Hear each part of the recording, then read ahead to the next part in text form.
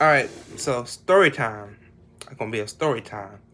So in April of 2019, I was diagnosed with. Why did I do that? I was diagnosed with NMDA receptor encephalitis. It is a very rare autoimmune disease. It damages like your brain. I don't know why I'm pointing, but my brain, and it makes you have seizures and many other things. Yeah, it was tough. Um, so back in April of 2019, what was I doing?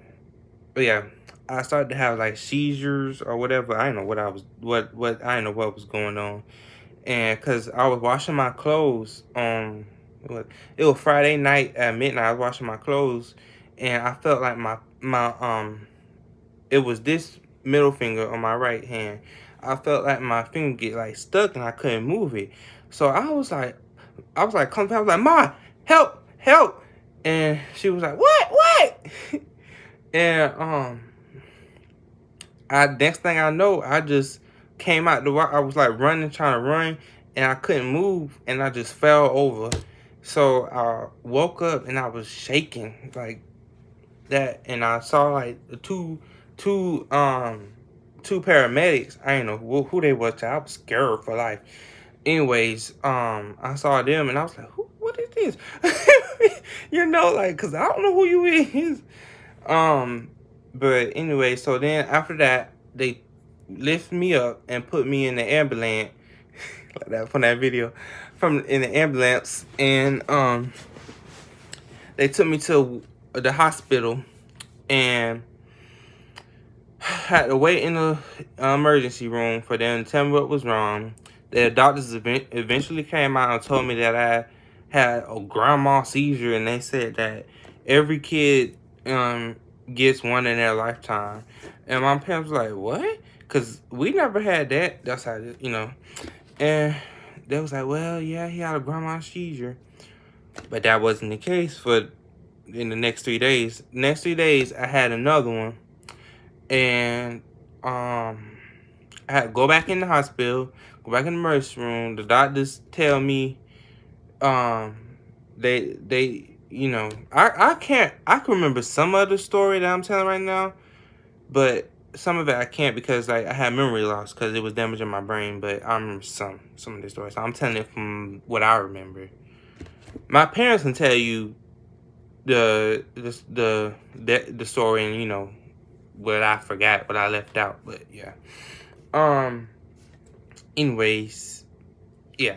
So I got back in the hospital again, and I'm there. I am in a little bed, it's uncomfortable, and it was so cold in there, child. And so yeah.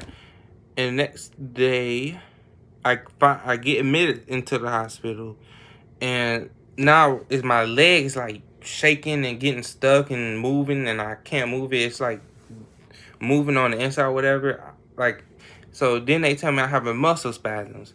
So I was so confused. I was really confused because I didn't know what was going on. So, yeah. After that, got in the hospital. And then I went to St. Vincent's actually, and then that's where the doctor told me that I was having muscle spasms too. So this was after. Let me rephrase that because I kind of got y'all confused by now. I know, so I'm gonna rephrase it. So after the first grandma seizure, I had another one again, which I thought was a seizure, and then my parents sent me to St. Vincent's, and they told me that I said, the lady, the nurse asked me, she said, what's happening to you? I said, I think I'm having a seizure. And she said, no, sweetie, you're having a muscle spasm.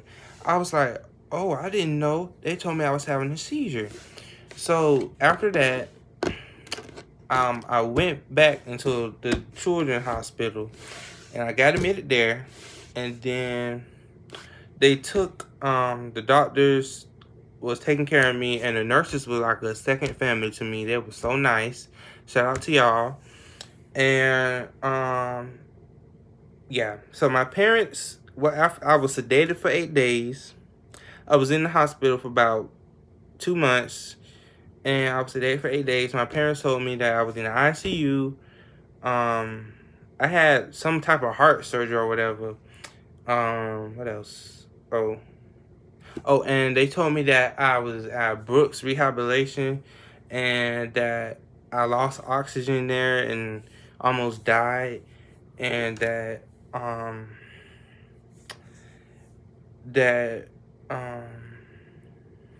what was it?